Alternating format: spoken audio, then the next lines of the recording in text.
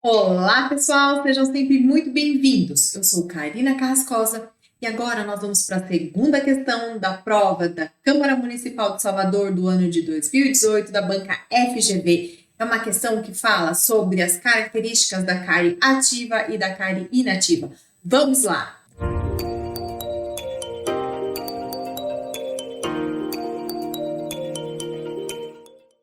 Pessoal, o que dizia essa questão? Durante o exame clínico para identificar lesões de cárie, o cirurgião dentista deve descrever o tipo da lesão e sua provável extensão para facilitar as decisões de tratamento. Com relação ao tipo da lesão, pode-se diferenciá-la segundo sua atividade, em lesões ativas e inativas. Sobre as características e intervenções indicadas para cada uma delas, é correto afirmar que, alternativa A, lesões inativas em dentina são altamente infectadas com micro-organismos ao longo das fibras de colágeno expostas e nos túbulos dentinários. Lesões ativas são minimamente infectadas, já que o controle de placa remove o biofilme e também parte da dentina infectada amolecida. Alternativa B. O tratamento não operatório profissional e caseiro é capaz de evitar o aparecimento de novas lesões. No entanto, ele não consegue modificar a atividade das lesões ativas não cavitadas para lesões paralisadas não cavitadas. Isso só é possível para lesões cavitadas. Alternativa C. Um paciente pode apresentar lesões de cárie ativas e inativas em um mesmo quadrante ou elemento, dependendo das condições de acúmulo de biofilme oferecidas pela superfície. Quando isso ocorre, o tratamento operatório imediato é indicado, com a restauração dos elementos envolvidos. Alternativa D. As características típicas de uma lesão em esmalte ativa não cavitada são uma superfície opaca, esbranquiçada e áspera quando deslizamos a ponta da sonda sobre ela. Por outro lado, as lesões inativas são brilhantes e lisas, com cor que varia do esbranquiçado ao castanho ou preto. Alternativa E. As lesões que refletem perda mineral contínua em função da atividade metabólica no biofilme são consideradas inativas. Por outro lado, as lesões ativas não requerem intervenção profissional, pois é improvável que a atividade metabólica resulte em perda mineral. Meus queridos, aproveite este momento, já deixa o seu like, se inscreve no canal caso você não seja inscrito e vamos resolver essa questão. Pessoal, quando a gente lê esse enunciado, não tem como não lembrar desse índice, o ICD-AS. É um índice que fala de cáries ativas e inativas, cobrado em concurso público, e a banca FGV adora esse índice. Essa questão, especificamente, ela não menciona esse índice, não cobra esse índice, mas eu acho importante a gente colocar aqui, revisar com vocês esse índice, para que não pegue vocês de surpresa na prova. Então, o ICD-AS é o International Caries Detection and Assessment System, que é o Sistema Internacional para a Detecção e Avaliação de Cárie. Vamos lá, ele não é complicado, mas quando cai, pega muita gente. No índice ICD-AS, ou ICDAS, ele vai de 0 a 6. E ele vai colocar características clínicas e características histológicas, falando especificamente da desmineralização. Então, vamos lá. No score 0, a gente não tem alteração da translucidez do esmalte depois de uma secagem prolongada. Ele considera a secagem prolongada 5 segundos. E a gente não tem desmineralização. No score 1, a gente vai ter características para a superfície lisa e características para a superfície oclusal. Nas duas, a gente vai ter uma opacidade notável após a secagem de 5 segundos. Na superfície oclusal, a gente ainda tem uma pigmentação retida em fundo de fósfula e sulcos.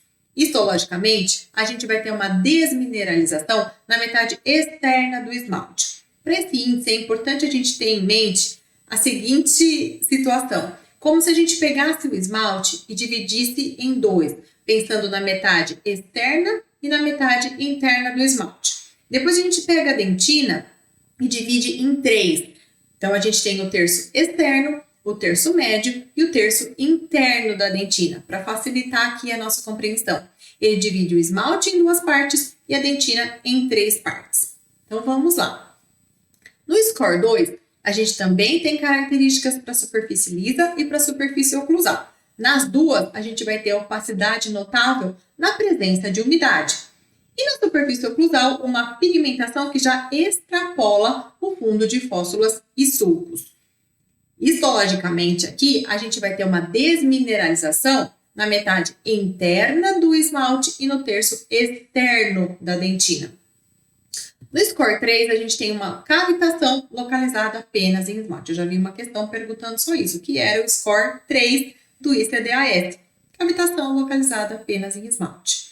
No 4, a gente já tem um sombreamento na dentina subjacente. Pode ou não ter microcavitação, desde que não tenha dentina aparente. Histologicamente, a gente vai ter o quê? Desmineralização no terço médio da dentina.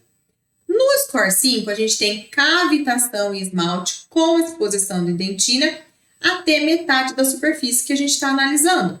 No 6, a gente vai ter a mesma cavitação em esmalte com exposição de dentina, só que em mais da metade da superfície que a gente está analisando, ok? Histologicamente, a gente vai ter desmineralização no terço interno da dentina. Então, é importante lembrar que eles colocam que o score 1 e 2 é a cárie no estágio inicial, 3 e 4, estágio moderado, 5 e 6, avançado. Vamos para frente. Aqui eles colocam a diferenciação das cáries ativas e inativas. Então, no score 1, 2 e 3, lembrando que o score 1 é quando a gente tem opacidade de esmalte após secagem, o 2, opacidade de esmalte em superfície úmida, e o 3, a gente tem cavitação em esmalte. Ele vai dizer que a cárie pode ser tanto ativa quanto inativa. E quais seriam as características da cárie ativa nessas três situações? O esmalte tem opacidade, a superfície está esbranquiçada ou amarelada, tem uma rugosidade frente à leve sondagem e há uma área de estagnação de placa. Se for inativa, a gente vai ter as seguintes características. O esmalte está brilhante, pode ser uma superfície esbranquiçada, amarronzada ou mais escurecida. A superfície é dura e lisa a leve sondagem e não é uma área de acúmulo de placa. Lá no score 4, que é quando a gente já tem aquele sombreamento em dentina subjacente, eles vão dizer que provavelmente é uma cárie ativa.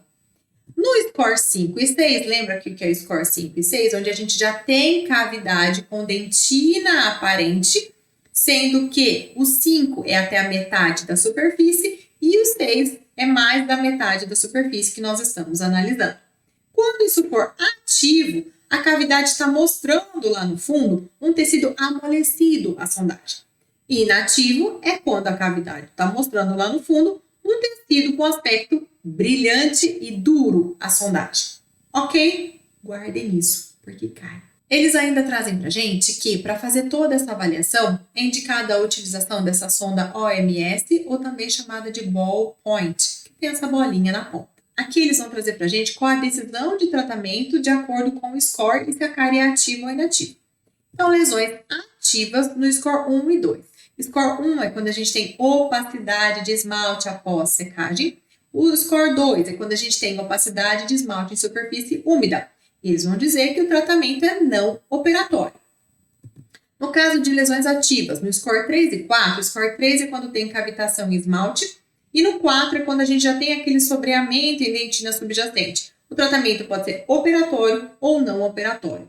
E quando a gente tem score 5 e 6, que é cavidade com dentina aparente, o 5 até metade da superfície, o 6 mais da metade da superfície. O tratamento vai ser operatório.